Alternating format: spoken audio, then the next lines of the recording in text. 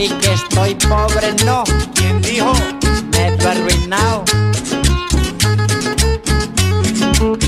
Si hubieran huevos le fritaba uno, pero ¿cómo hago si no hay manteca? Si hubiera quesito le daba un pedazo, pero ¿pa' qué si es que no hay arepa? Si hubiera limón le hacía limonada, pero no puedo, no hay ni agüita. Si tuviera arroz le daría almuerzo, pero no hay plato ni cucharita. Malito el hombre. Si hubieran plátanos le asaba uno, pero de malas no hay parrilla. Si hubieran buñuelos también le daría, pero ¿pa' qué si no hay natilla? Si hubiera olla le hacía agua dulce, pero ¿yo qué hago si no hay panela?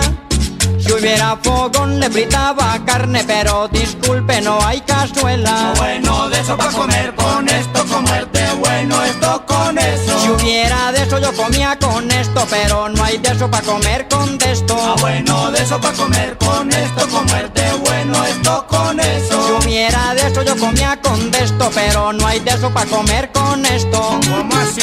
Casi que aguanta hambre, no. Los ratones duermen en mi casa y comen al frente. Si fuera soltero te daba un besito, pero no puedo, yo soy casado. Si tuviera barba te daría merienda, pero perdona, no hay cacao. Si hubieran papas le hacía sancocho, pero no hay yuca ni tengo sal. Ah, bueno, menuda pa' darle un peso, pero no hay gruesa para cambiar. Que le dé 30 usted pa' que 20 y 15 es mucho, que va a ser con 10. Si le doy 5 usted se los gasta, tenga estos 4 y me devuelve 3.